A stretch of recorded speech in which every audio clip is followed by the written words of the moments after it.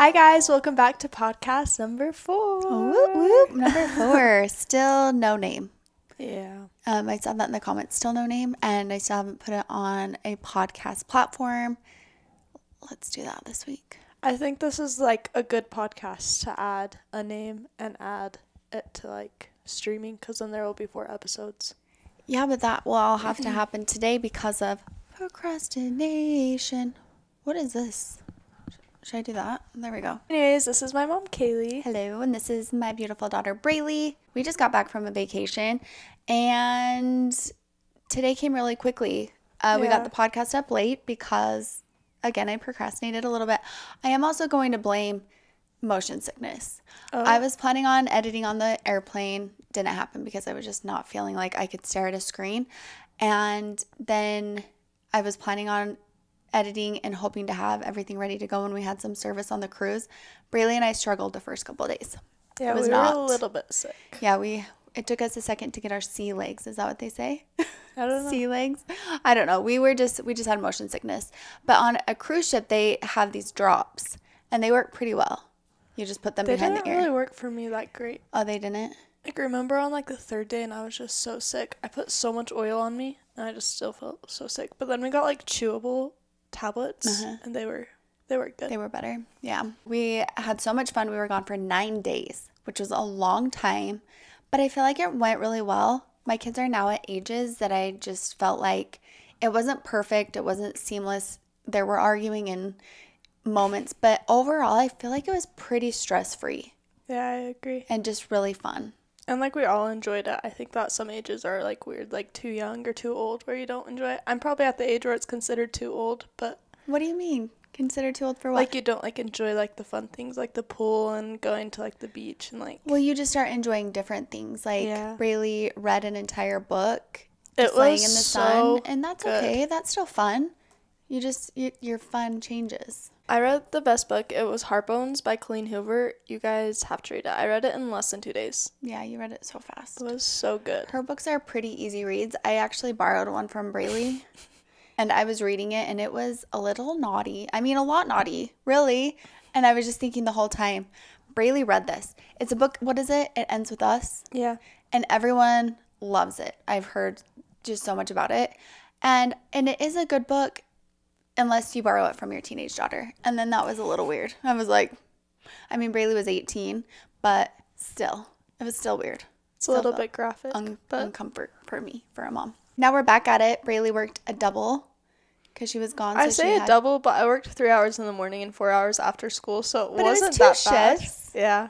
And I was so proud of you. I was gone for, like, I felt like my day was so long yesterday because I had school in between, so I didn't, like, get to come home. I mean, I did come home for 30 minutes. It cost to be a salad. Yeah. It was so good. Yeah. I like cruise ship food and, like, food from other countries, but I just love the food here.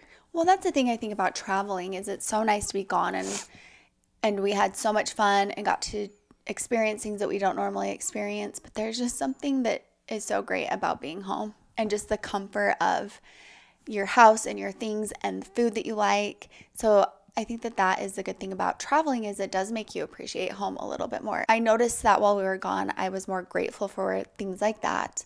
I was really grateful for our family and the time that we were spending together because everyone is so busy. And you guys are at the age now you want to hang out with friends. And so it was just so nice to be together. And it made me realize that I want to do something like once a week, even if it's only for a couple of hours, that we are just all together doing something like playing a game or just doing something because I think so too. That time is just so precious. And another thing that was really great was my kids weren't on their phones and weren't watching TV all the time. So I actually made a chart for the kids. Did you see it? For screen time. And they have to earn it now because it was just so nice. I loved watching them play. And I also noticed that my kids were constantly asking like to play on my phone. If we had service, they just wanted it so badly. So I did make a little chore chart, and they earn time. They max out at like 40 minutes. I don't think that they've realized that yet. So, about 40 minutes of screen time a day. Did one of the chores involve them cleaning their bathroom? Yeah, so they're going to have a chore to do every single day. That means I don't have to do it? No, that means that you do, but it's going to be easier for you because I haven't done that chore in like 5 months. I know you haven't. I've been doing it. Braylee's chore for like her phone and stuff was to vacuum the stairs because I hate vacuuming. And then I tore my ACL and I didn't have to do that. She couldn't do that. And it was also cleaning like our main bathroom, which is the kids' bathroom, which is not great. It's disgusting. I don't know how 2 kids can be so gross. I know. They like really, it's always pretty gross. I wish that we had like a separate little bathroom for guests to use because anytime someone comes over, I'm like, oh my gosh, what does that bathroom look like? So I am going to have them clean it so that they realize the messes that they make. Because when someone else is cleaning them up, they don't care. Anyways, Braylee, this is a long intro, so let's get into the topic. I'm so sorry. Guys. A lot of people just were recommending books. People were like mixed in the comments. Like some people like long intros and some people don't. But like, I think they're dumb. Yeah. I mean, it's fair, kidding. And I get it. I did see someone say, I really like intros, like chit-chatting a little bit because then I'm not watching like 2 random people. I did see that one. You know, it's like, or I saw it like more of a connection to Mark where we like start the podcast. I don't know how to do that, but did you see the comment where someone said to have a drink so we don't talk with our hands? Oh, really? So we hold it? I don't know, but I feel like I'd still talk with my hands. I just love talking with my hands, huh, Mom? She hates it. Well, when Braylee's like trying to prove a point, what do you always do? You're always like this motion, like, you're so dumb. I don't even realize. And so then when we're silly. Today our topic is talking about what even like was the different. I can read the comment. I'm always telling Braylee I don't want this to feel like a Q&A because I want it to feel different, like a podcast, because we've done Q&As on YouTube for years now, and I just want this to have a different feel. So do you guys want to hear the comment, or do you just want to go into a topic and we'll just kind of like touch on it? Does that make sense? Because I don't want it to be Q&A feeling. I kind of like that better, that we just like go off of the comment instead of like the exact thing, but I don't remember what the comment even said. This says, another topic I'm interested in as a parent is how to deal with friends/relationships that you don't think are necessarily best for your kids. And Braylee was like, I saw this comment and I had seen it too. And she said, let's talk about it. I was like, well, this is something that I feel like I really suck at. Like, I really feel like when it comes to like the kids' friends that I don't necessarily think that they should have a friendship with, I feel like I kind of suck in that area because I think you see it like that, but I don't see it like that at all. Okay. Like, I always know. My mom's really good about like letting us figure it out. Like, if she knows that we have a friend that she doesn't like, my mom's weird. She can like read the vibe of a person somehow. I am a very much a vibey person. I don't know how to explain that, but I instantly feel a good connection or instantly feel a bad connection. And I feel like I've only been off a couple times. It's usually right. It is usually right. But she's really good about like, she'll voice her opinion kind of, like be like, I don't know about this person, but she lets us figure it out. And she's obviously there if like something happens to talk, because all of us kids are really good at talking to my mom about things, especially like friendships and relationships. But she pretty much lets us figure it out by herself, like on our own, instead of not allowing us to be friends or date that person. Yeah, I have really tried to do that, to let my kids decide for themselves and figure out if maybe I don't feel the right kind of vibes with someone, but that doesn't mean that you won't. That doesn't mean that it's just like weird with me and them. And so I want to respect that. Also, I think that if you tell someone they absolutely can't spend time with someone, they're absolutely going to want to. Yeah, 100%, even if they know that it's not the right person. Right, yeah. And I think that is just something that we have to figure out for ourselves. Now, with that being said, my kids have never had a friendship or a relationship that was extremely toxic, that was dangerous, that I felt like my child was going to be in danger in some way. If that were the case, this is where I say I don't know if I'm a good person to talk about this, because I feel like I would completely be the opposite, and I would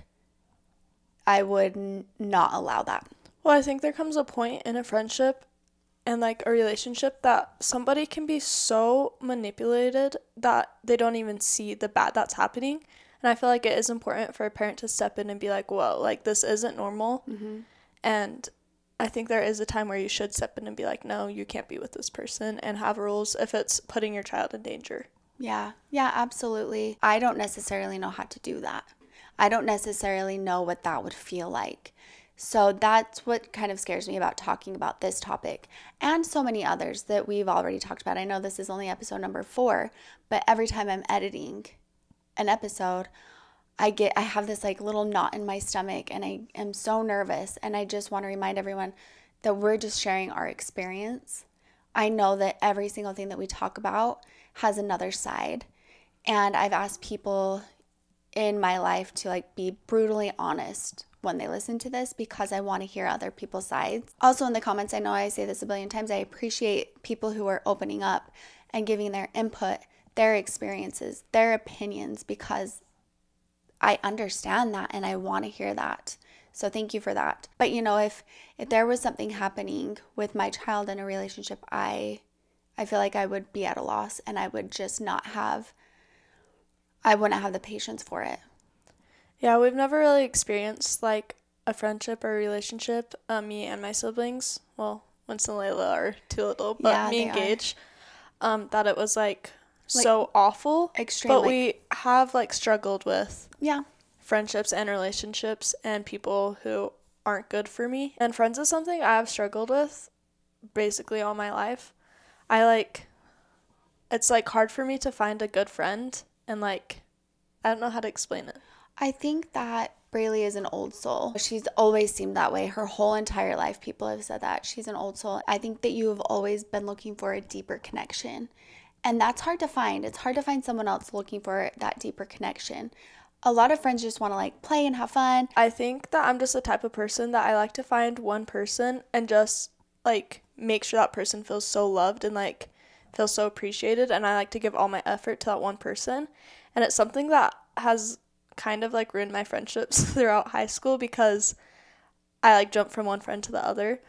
But I think that every friend in your life is meant to be there to teach you something, and even if it didn't work out, or it was a bad friendship, or maybe it was super toxic, like you learned something from it. Yeah, I think you're right. I also, another conversation that Braylee and I have had a lot is that you don't always have to have that deep connection. It can just be like a fun friendship. You can just hang out, and that can be all that friendship is, and that can still mean a lot, and you can have a great time. Yeah. I feel like I applied that a lot to this year. Like I've had a bunch of friends, like friend groups, and we just have fun. We do dumb stuff. Me and my friend do the dumbest stuff. It's like we're still in middle school. Yeah. But it's so fun. I think it's important as a teenager to kind of take a step back and look at the bigger picture of why your friendships aren't working out or why people aren't liking you. But also remember that it's not always you. Like, you don't need to change yourself to be friends with people. I think that's something that a lot of teenagers do throughout high school or even middle school, is they try to change themselves to adapt to the person that they're being friends with or the people you're trying to impress. But that is something that will, like, I feel like change your life, and probably not for the best way. Yeah, that's a really hard thing to keep up if you're not being true to who you are. That's not something that I feel is sustainable. And I feel like that is so bad for you. That's bad for your mental health to have to pretend to be someone else. Something that I have told Braylee for years and years, and it's something that I heard from another podcast, is that it's not always about you. And what I feel like that means is, if someone is having an issue with you and you can't figure out what you're doing wrong, it probably really isn't about you. And that's something that I've applied to a lot of different things. If there's something going on, to look at it and think, this isn't about me. There's something going on with them, and that's okay, and I hope they figure it out, but I'm not going to take this personally. You can't take it personally. If it needs to be personally addressed, hopefully that person will come to you and you can talk about it. If they aren't coming to you, then sometimes you just have to let those things go. Also, I've noticed there have been times in my life that I've had bad feelings towards someone, and I've had to stop and think, this isn't about them. I don't know why I'm having these feelings towards them, but the bigger issue is something going on with me. And if you really think about that, it kind of helps solve everything. Yeah, I think so too. I don't know if that's the right thing to say, solve, but it it just makes you feel better, and it helps you to like process what is happening. It puts like what's actually happening into perspective, and you're like, oh. Like, I feel Yeah. like it's so easy to relate it to so many situations. Like, even with your parents, if there's a fight going on and they're snapping at you for no reason, can be like, oh, there must be something else stressful going on in their lives. This isn't about me. Yeah. And just take a step back and take a breath. Yeah. Another thing that I've really tried to help my kids understand is that it's okay to have boundaries with people. You know, even if it is wanting that deeper connection, making sure that they're wanting to have a relationship like that, that is a healthy relationship. I think it's also important to know that you can be friends with people, but they don't have to be your best friend. Yeah. Like, you can have friends at school. I have a lot of friends in my classes that I don't even hang out with outside of school, but like, I love them so much as a person. And the people I work with, like, I'm so close with them. I love them. But again, I don't hang out with them outside of school or outside of work. It's important just to like make those connections with people, but not think that that has to be like everything in your life. Yeah. I think that you're like me in a lot of ways too. You like to be home. You like to be comfortable. You like to be with the people who fill your cup. My family fills my cup, and they make me so happy. And outside of that, it has to be a really like special connection for me to have that friendship outside of that, because I like being home with my family. Me and this girl were really close a few months ago, but we would just never hang out. And I was like sitting at home one day and I was like, why do we just never like make plans? But we're both such homebodies that we'd rather just be home and like talking on the phone or sending each other TikToks. But she was like my very best friend. Yeah, that's good to have friends like that who understand, because I don't have a lot of friends, because I'm a bad friend. I mentioned this years ago on the Mom's View. I'm a bad friend in the way that if I'm not around someone a lot, I don't mean to not reach out, and I don't mean to not be a friend, but I just kind of like lose track of that. It's like, and she's also awful at answering her phone. I'm so terrible at doing things that everyone just will naturally do. If I see a text, if I can't like fully invest in answering that, then I won't open it and I'll save it. And then I have like 150 texts because I haven't opened texts from people. And it's not, I love my friends, my close little circle of friends with all of my heart. There are people that I just care so much about, and I never talk to, and I never reach out to.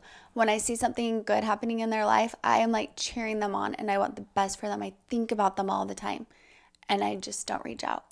It's just, I don't know. It doesn't make sense. But something else that I was thinking that I've always tried to tell you guys is to really pay attention to who you can trust in a friendship, because I think that that's also a scary thing in a friendship, is knowing who you can trust. If someone is gossiping to you a lot, I know it can seem like really fun in the moment and it can seem like exciting, but chances are they're gossiping about you. Yeah, be careful what you say. Be really careful with what you tell people, and be mindful of that. It doesn't mean you can't be friends with them. It doesn't mean that they're bad. It just means that they're not great at keeping secrets. And I think, be aware of who is good at keeping secrets and who is not. I'm awful at keeping secrets. That is the bad, like, that's my flaw in relationships and friendships, is I am so bad at keeping secrets. What?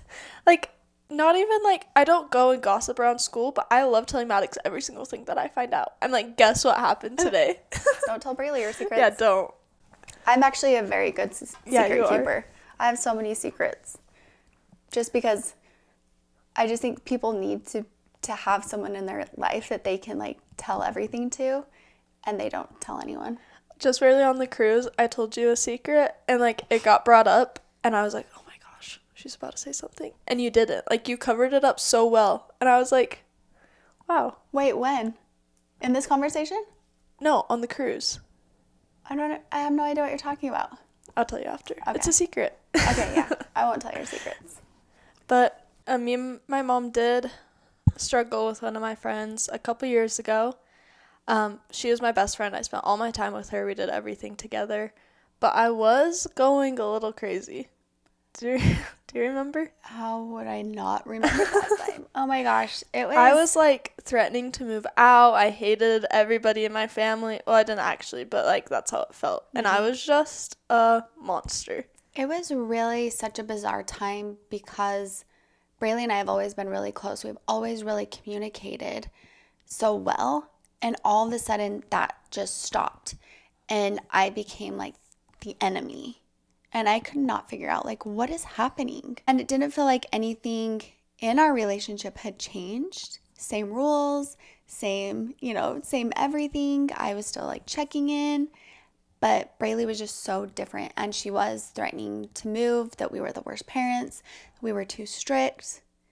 And finally, during one of our like fights, I remember it so vividly because it was like such like a hard like conversation. I feel like we were like in her room and I like sat on the floor and I was like, this is too hard for me. And I was like sobbing, telling her everything that was happening in this friendship. And like it was just taking a toll on my mental health so bad. I think it's okay to be what did you say it? You're like, it's okay to be the drain for some people and like listen to their conversations. But sometimes it gets too heavy. And when someone's just like a fountain and like constantly like putting all of like their problems on your shoulders, it is so hard on like your mental health. Yeah.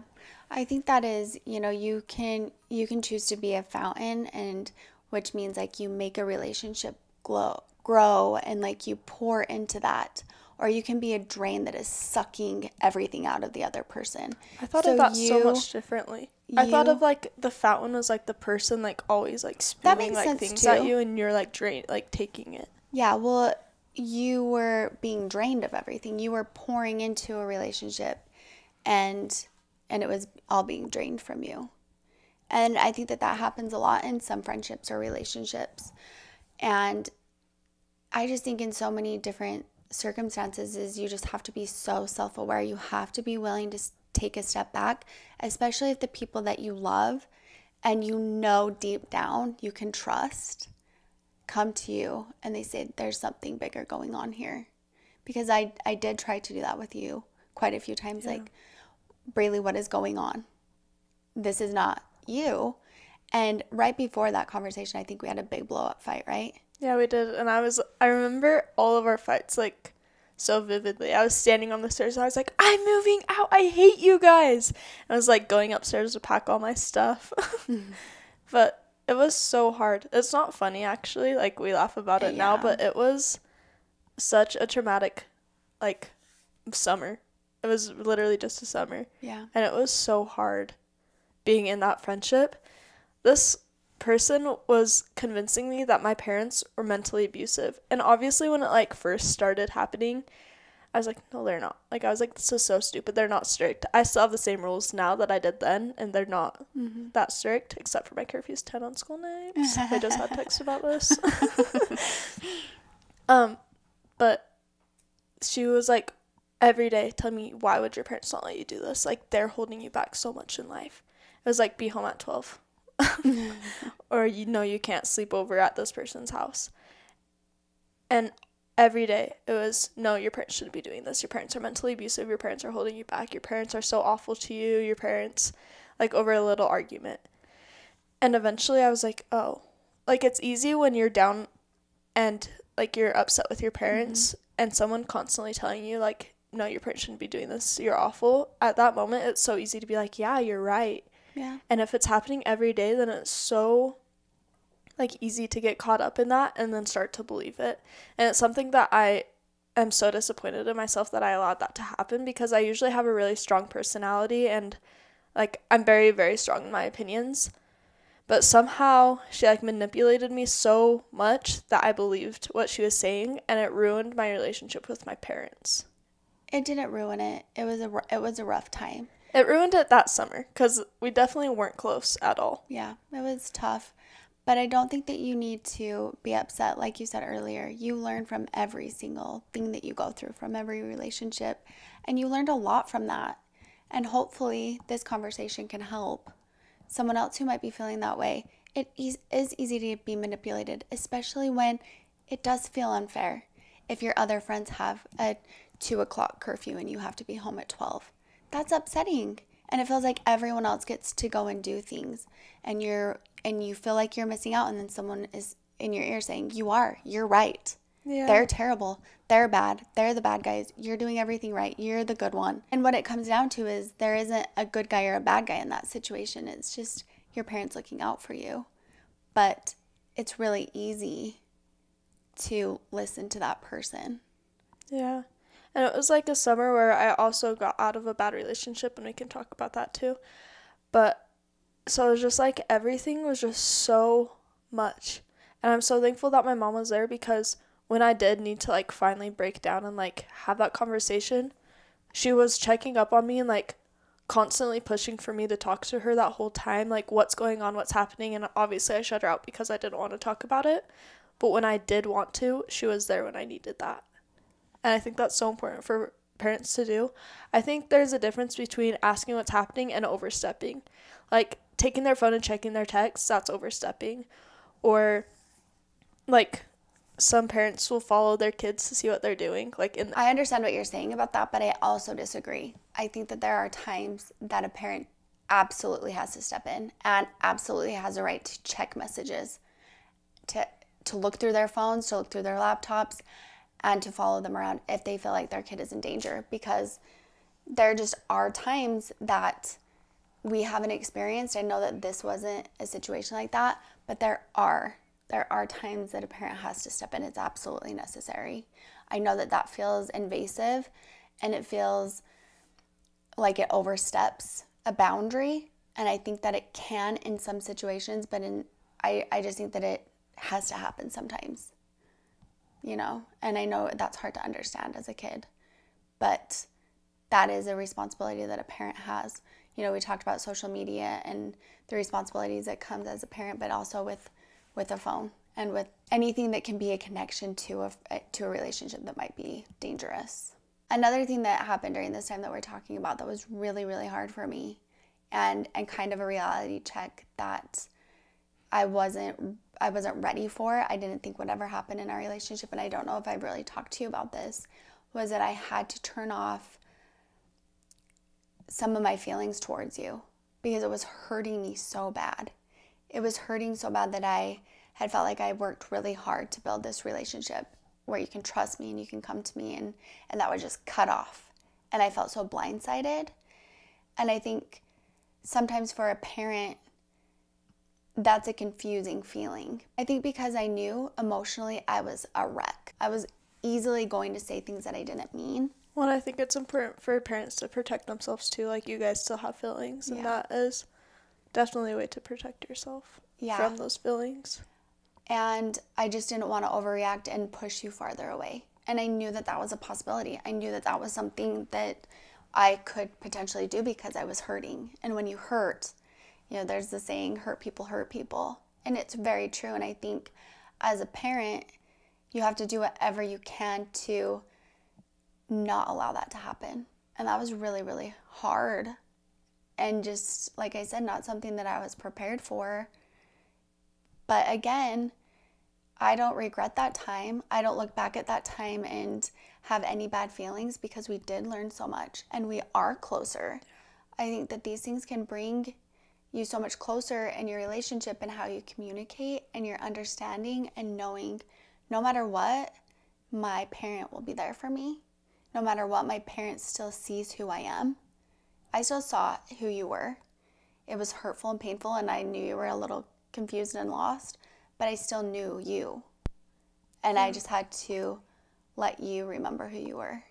I think that during those times in your friendships, and I don't know if everybody experienced friendships like this. I think a lot of teenagers do experience toxic friendships or relationships, but it can feel so lonely.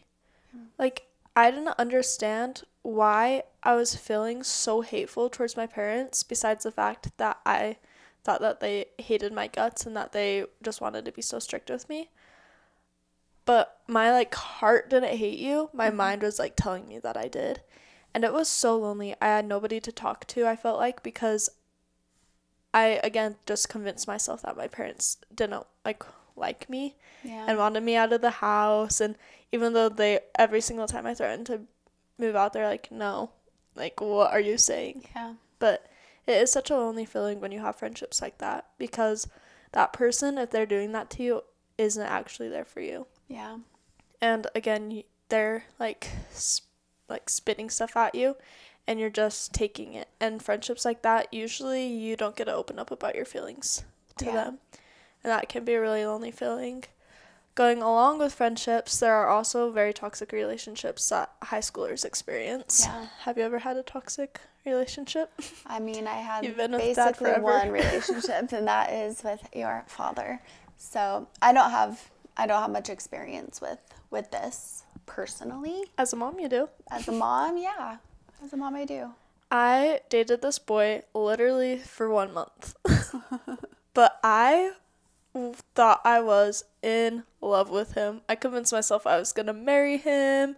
He loved me so much. He was the best thing for me. He lived far away, so it's pretty easy to, like, become obsessed with people that are far away because you don't, like, actually know them, I think. Well, you can make them something that they're not. They're perfect because you're not actually around them. You're creating this image of them that is perfect. And you're only seeing, like, the perfect side of them. Well, and you didn't date for very long, but you had built a friendship. Mm-hmm. And, so, I mean, I was still like, what is happening? And everyone throughout our relationship was like, he is awful. He's going to cheat on you. He does this to every single girl that he dates. Like, good luck with that.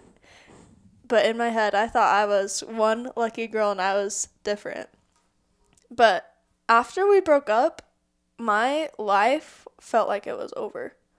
And I didn't know why. I was heartbroken for literally 9 months after that 1 month relationship. Mm-hmm. And I was like, what is going on? Like, even in my head, I was like, why am I so in love with him? Yeah.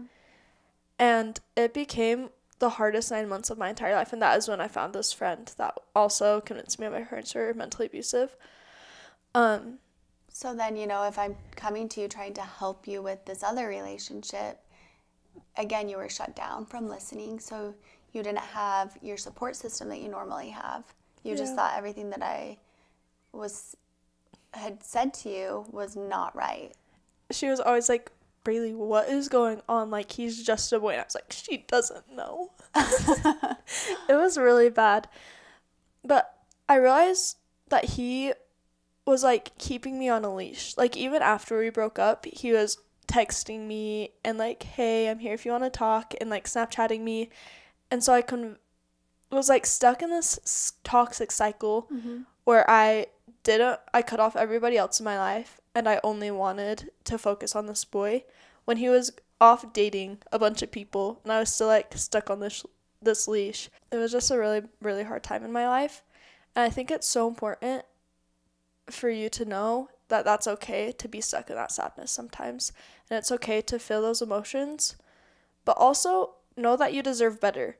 Like, there are so many people out there who are going to love you and treat you like you should be treated and not be off cheating on you.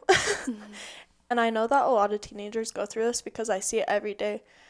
Just like teenagers, mostly girls, stuck on this boy that they think is like their dream boy, and everybody around them is like, what are you doing? Like, you deserve so much better, but they're just sitting there waiting.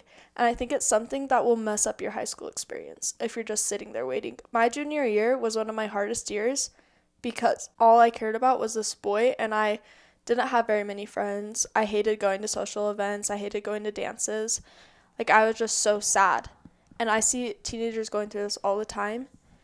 And I think that, again, it is something that you're going to have to figure out. And everyone telling you advice probably isn't helping that much because I remember thinking everyone around me is stupid. But it helped me so much that my mom would come into my room and be like, what is happening? Like, I'm here if you want to talk. And she would explain things but not be hurtful about it.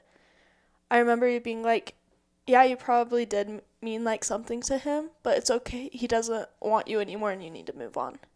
Yeah. And it helped me so much. I was like, yeah, she's right. I mean, there are times, like I said, that I feel like I'm not the right person because I can be very brutally honest when I feel like I need to.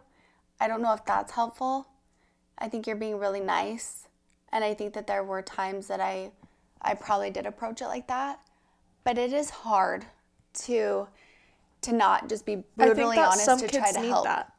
Like, I think some kids need their parent to be like, what are you doing? Like, this boy does not want you. Because then you listen. Like, I listen to you more than I listen to anybody else. Yeah. I don't know. That's a really hard thing. So what do you think a parent should do in that situation? Like, what do you think I could have done differently? What do you think you would have listened to? I think that you need to remember, again, this is not about you.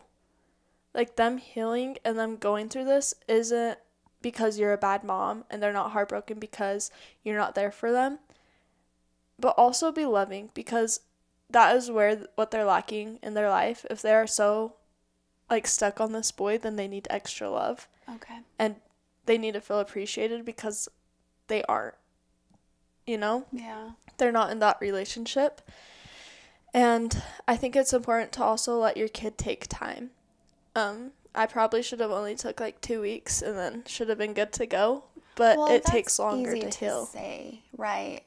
I mean, some things just take a long time. And if you are just so in love with this picture perfect person that you've created, it's going to take a long time to burst that bubble because you did create them to be something that maybe they were actually not. I could have done a better job at making you feel loved or distracted, pulling you out of your room. I knew you wanted to be there. And I feel like I did want to like give you your time to like figure it out, but maybe we should have been actively distracting you. That's what I was just going to say is you should also like maybe plan like a lunch date with you and your kid that's going through this, even if it's just at your house. Like, it doesn't have to be an expensive, date, but just like time where they feel like they can be vulnerable and talk to you, just like one-on-one time. Mm-hmm. And do it like once a week. Just like an hour that you spend with your kid where they're not constantly thinking about how nobody loves them and how like nobody wants to be with them and picking out all their flaws. I feel like that is something that I really struggled with when healing from this relationship, is I picked out every single thing that was bad about me. I hated my eyelashes, so I got eyelash extensions. I hated my hair, so I kept dyeing it blonder and blonder. I thought that he would like me if I was skinnier, so I didn't go to the gym, but I probably thought I should. I did do ab workouts. But I know that a lot of teenagers, I haven't struggled with my body image super bad, but I know that a lot of teenagers, when they get out of relationships, feel like they have to completely change themselves to be what the boy wants. But in reality, just know that you don't have to change yourself. If the boy doesn't want you for who you are, like your personality, then don't be with them. Like, they're not worth it if they don't value who you are as a person. I think I'm thankful that I took that 9 months, because I feel like through my healing, I found myself, and like I found the things that make me happy, and I spent time with myself, and I started to love who I was again. And then I met a boy, and he appreciated me as a person, and I think that healed so many parts of me that I didn't think would have gotten healed. But you don't need a boy in your life to heal you. Right. Like, take that time, find yourself, and fall in love with yourself again. Yeah. Yeah, I think that that's so important in any relationship, is to find yourself, to know who you are, to know what you stand for, and to not feel like you have to change that for anything. Just like you said with friendships, you don't want to pretend to be someone that you're not. You really don't want to do that in a relationship with someone that you are hoping, I mean, I know it right now, you're not thinking like lifelong, but just someone that you're building a relationship with in that way, you don't want to have to pretend to be something or feel like you have to look a certain way. And that is really hard. That's a really hard thing to really take in and understand and know. I think through a breakup, it's so easy to like focus on what you did wrong. And I personally always am like, man, I could probably look different and they would be in love with me. Like, if I looked like Alex Earl, no one would be breaking up with me. But that's not how it is. It's just not, that's not like, true. I personally, and I think everyone's probably like this, I don't want to marry someone who's dating me for my looks. Right. Like, I want someone who loves my heart and loves, like, my personality, because that's going to get you so much more in life. I see this quote, and it's like, fall in love with somebody's, like, personality, because their hair's going to change, their teeth are going to fall out, they're going to get shorter, they're going to get chubbier probably, So fall in love with someone's personality, because those things are going to change throughout your life. Mm-hmm. And it's so important to have someone stable there that wants to be there. Yeah. Even with friendships. Become friends with somebody who brings out the best in you. And yeah, maybe it's not going to work out forever, but yeah, it's important to find people who get you and understand you. And then also being understanding that maybe you're not for everyone. And that's okay too. But, you know, if you are good with you, then I think that makes all the difference.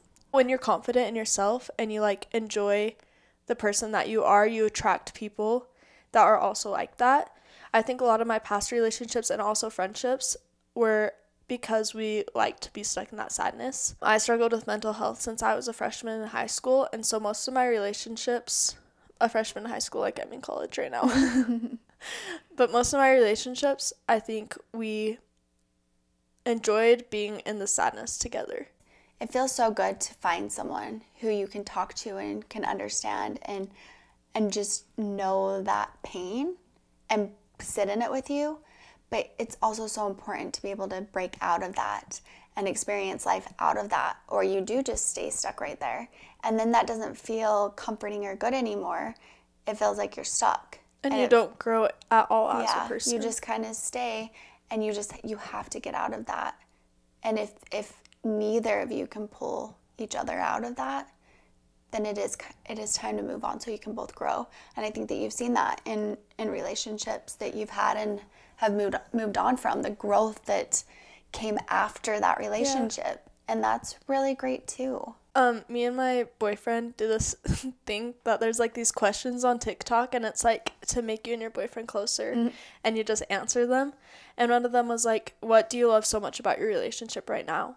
And he said, I love that I used to depend on you so much, and like we depended on each other, but now we're both growing as people, and we're also growing together.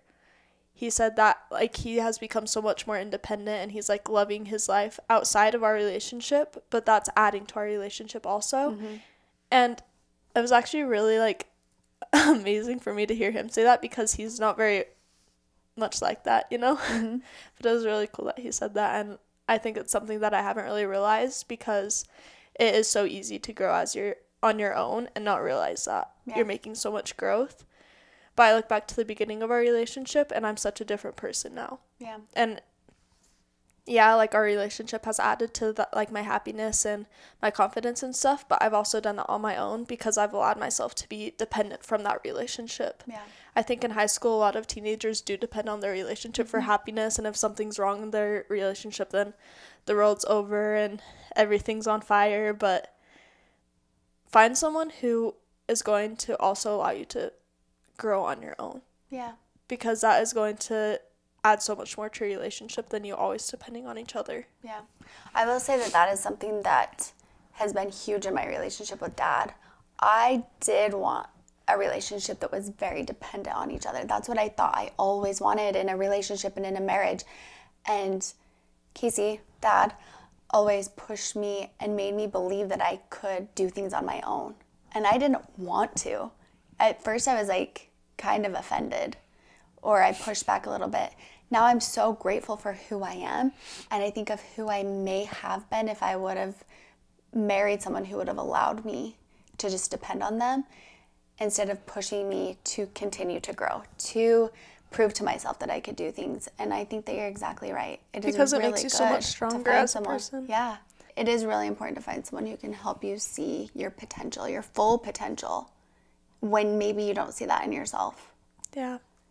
I think that also like helps if me and like my boyfriend don't work out. It's gonna be an easier breakup because I'm not depending on him so much, and I feel so strong as a person because I have grown independent like throughout our relationship, that it doesn't feel like everything's gonna fall apart if we break up. But it's important like throughout this whole podcast to remember that all relationships are different.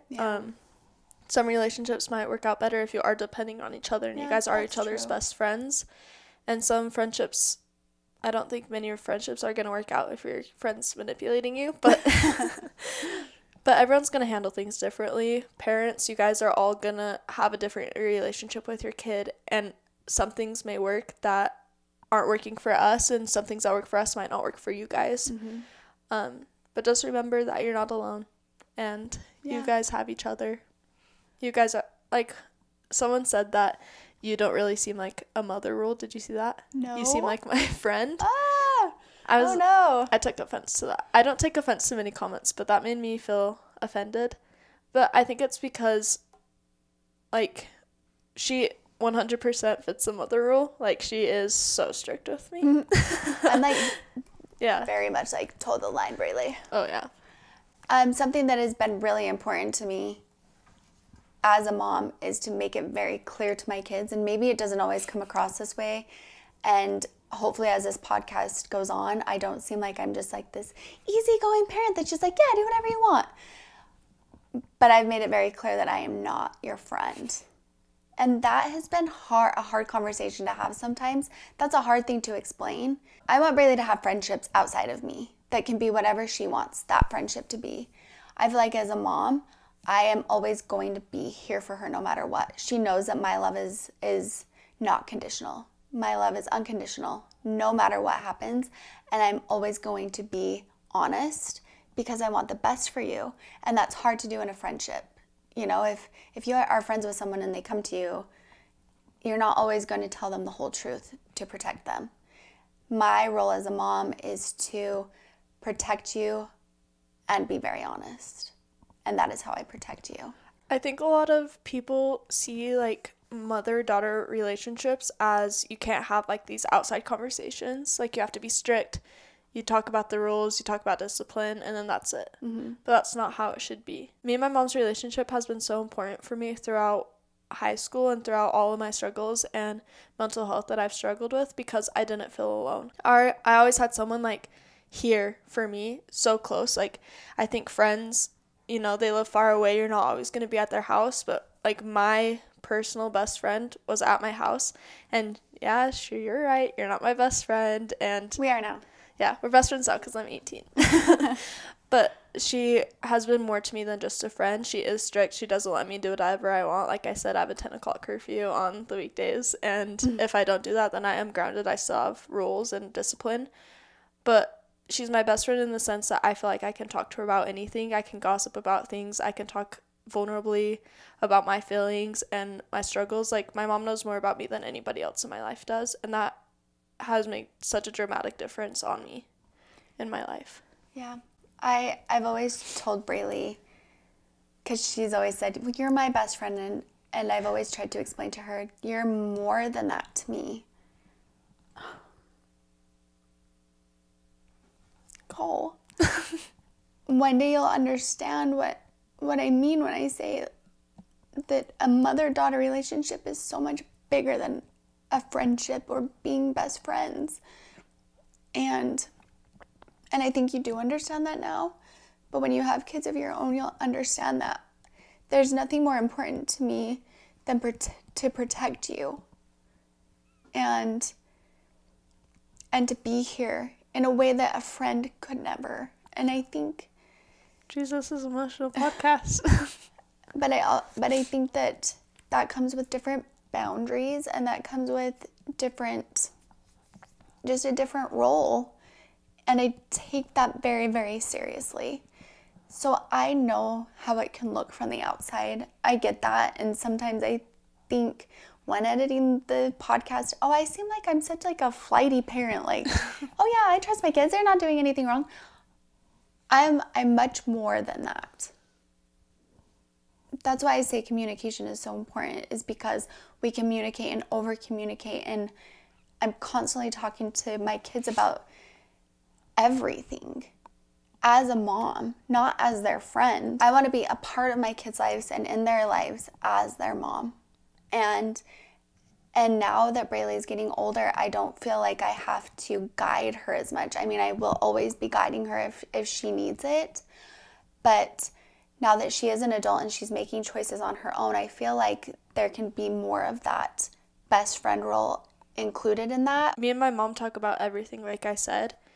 And that has added so much more to my life than any friendship or relationship has ever had. And friends come and go, boyfriend and girlfriends come and go, but your parents are always going to be there for you. they're always going to have your very, very best interest at heart. And maybe you don't have the very best relationship with your parents. They're still going to love you more than anybody else in this world is going to. And that is so important to remember. Just remember, relationships and friendships are going to come and go. And the only way to protect yourself from that hurt is to be okay with yourself. Parents, the only way to protect your kids from that hurt is to be there for them. Have those open conversations. Be annoying and check up on them all the time. And let them know that they're there. And build that relationships outside of a friendship. Yeah. I think that, going back to what I mentioned about it's not always about you.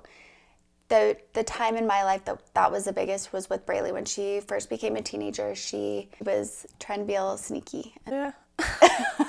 It was innocent and it was silly, but it was another time it was really hard for me. And I heard that podcast at that time, and I remember as I was listening thinking, there was nothing that I did in a relationship or in a friendship that was meant to hurt my parents. Braylee isn't doing these things to hurt me. It's not about me. It is about her. And I think that that's something that's really important to remember about our kids, is that not everything that they do is about you. They have to build their lives. They have to eventually, it's kind of shocking when it all of a sudden happens, when they go from like tiny little kids whose whole lives revolve around you to an older child or teenager who is wanting to build their own life and figure things out for themselves. And it's just a good thing to remember, this isn't about me. And it helps to kind of disconnect that feeling that your kid is doing it in spite of you or doing it to be disrespectful. And it helps you to show up in a way that isn't angry, like I mentioned, or that you might say something that you don't mean. Just keep that in mind. That's been really helpful to me. Friendships and relationships are hard, and I know that we don't know all the answers, but these are some experiences that we've had, and I hope that something that I've done along the way has been helpful. I'm always learning, through experiences that have been difficult. Braylee's always learning, and friendships and relationships are hard. Yeah, they're hurtful, they're hard, but they're also good. Something that I've also tried to do with my kids is to share my experiences so that they know that they can come to me if they, whatever it might be. I don't want my kids to think like I had all these perfect friendships and I had all of these things figured out. And I talked to my kids when they went into like junior high, and I told them something that I wish that I would have known, that everyone is just trying to figure it out at that age. And I think through high school too, but especially when hormones start changing. And that's what I always told my kids, everyone's hormones are changing. You have to be mindful of that. You know how you're feeling right now when you feel like out of control. So remember, that's how your friends are also feeling. So everyone is just walking around like, hey, I don't know what's happening. And that is hard. It's really hard when you're a kid because you feel personally attacked when someone's having a bad day. And just to remember, like, not everyone is feeling quite themselves.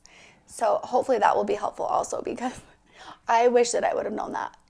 I did not like junior high because I just felt like everyone was so mean. And now looking back, I'm like, well, everyone felt like everyone was against them. Do you want to know my biggest accomplishment in a relationship? Yes. When I was a 6th grader, I dated a 6th, 7th, and 8th grader all in one day. Braylee, that is gross. That is not something you should tell. I'm cutting that out of this podcast.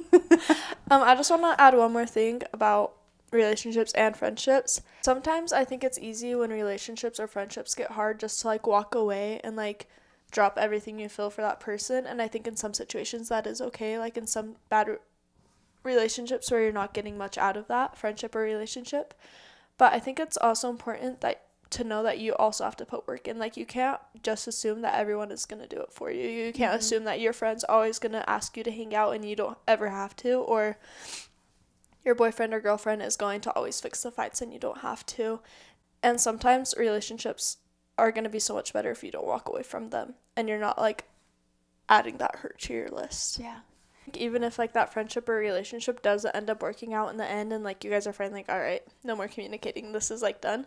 But I think that learning that habit now is going to affect you so much in the future if you don't just, like, drop things and let go just because it gets hard. Like, in everything in life, a sport, if it's hard, you're not just gonna, walk away from it because you don't want to work on it anymore. Yeah. I think also something that you need to also be aware of is sometimes people might cut you out of a relationship that was important, and you need to figure out a way to move forward from that. And you need to understand that sometimes you weren't being the friend that they needed at that time. Which is hard, and it hurts so much thinking about that. Yeah. I had a friend, and she was my very best friend. We stopped being friends, and we had been friends from 7th grade to sophomore year, like very, very best friends, did everything together. She spent the night at my house every single weekend, like best friends. And just one day, we just stopped hanging out and never hung out again. And that is the worst heartbreak I think I've ever felt in my whole life. Mm-hmm. Like again, I was like, what did I do wrong? Yeah. And eventually I did move on, and it's because you have to remember, again, this is not about me. Like, whatever's going on in their life, they need to figure it out. But I'm going to grow as a person. I'm going to make new relationships and new friendships are going to benefit my life. Mm-hmm. And that was a conversation we had a lot, was, sitting with Braylee while she was sad and telling her it's okay if you aren't the friend that she needs right now. That's okay. That doesn't mean that's nothing bad against you, because it is so easy to take that personally, but that just means she needed something different, and now it's your opportunity to find a different friendship and to build that with someone who does need you right now, does need your friendship right now. And that is a really hard thing in a relationship. When someone is ready to move on, it's important to listen to what the other person needs, even if you want to stay in that relationship, even if that is the most important relationship in your life and the other person feels like it's not. It's good to listen and to respect their boundaries and to not push that and to let them figure things out. Maybe that will come full circle and it will work itself out, but also maybe it's just best if you both grow. But it's good to respect, kind of the flip side of what you're saying. It's good to work on a relationship that is healthy and in a good place and to continue to do that work. But it's also good to be respectful if that relationship isn't working for everyone, to give the person space. And also, I know it's really hard, but try not to hurt that person because they hurt you. Yeah. I think it's so easy to be like, you're an awful person, you're never a good friend, hate that person and say such rude things. But there's this quote from Martin Luther King Jr., I think, and it's, hate cannot drive out hate, only love can do that.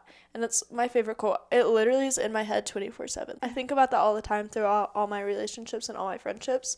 If someone is hurting you and hating on you, just give them love, because there's probably something happening in their life that is causing them that pain, and so they're bringing that onto you. And it's so important just to love everybody. They could be toxic, they could be the worst person ever, but just try not to stoop down to their level. Something else that I think that maybe has been hard for my kids is sometimes I play devil's advocate all the time. And I think that sometimes my kids can see that as me siding with the other person, when really I want them to have that exact understanding, is that we don't always know what's happening. We need to be mindful that they have this life that we aren't aware of. We don't know everything that's happening, and they might be hurting you, but it's coming from a place that they don't quite understand and you don't understand. And I've tried to work on this, because I am pretty quick to be like, well, I've actually grown to really really appreciate it. You have to understand where they're coming from. In reality, I'm doing it for my kids, and I've always told them that. I am trying to help you understand for you, not for them. I mean, I wish them the best and I hope that they will heal, but for you to understand what is actually happening. This bigger picture that I'm seeing, I want you to understand both sides, and I want you to be able to move on and heal from this experience. I don't know the exact right way to do that as a parent, because I do know it's been upsetting a lot for you guys. But it is like helpful to not hate that person, and I think that has helped a lot. Is you playing devil's advocate. I used to hate it, and it annoyed me so much, but I've grown to like really appreciate that because it has allowed me to see everyone else's side. But what could I have done differently? Like, what could I have done? I don't think that you should have done anything differently. Like, that actually has helped me the most throughout my relationships and friendships, is to be like I, at first, when I'm in, obviously at first when you get hurt from a relationship or friendship, it's easy to be like, F that person, they suck. But then if you come and talk to your mom and they're like, well, what about this? You're like, oh, I didn't think about that. It puts it into a different perspective. Yeah. And then you don't hate that person as much anymore. And you shouldn't hate anybody. Yeah. I think that if you are going to do that with your child, to make sure that you are explaining, I'm not doing this because I'm on that person's side. I'm doing this because I'm always on your side. I'm doing this from your side. I agree. Because I think that a child needs to know that you love them, that you're on their side, that you're proud of them, and they need to be reminded of those things through all of these conversations, because it can feel like maybe that's not always the case. Yeah.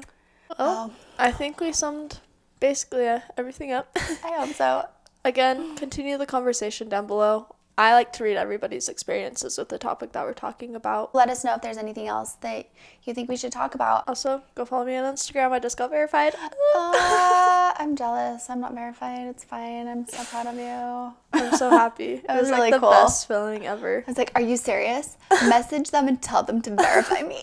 It's like a surreal feeling. Like, I was like, there's no way this is real. Even though it's like not that big of a deal, but it really was cool. like so awesome. I actually was looking through something and saw an old comment of yours, and it had the little check, and I was like, oh, really?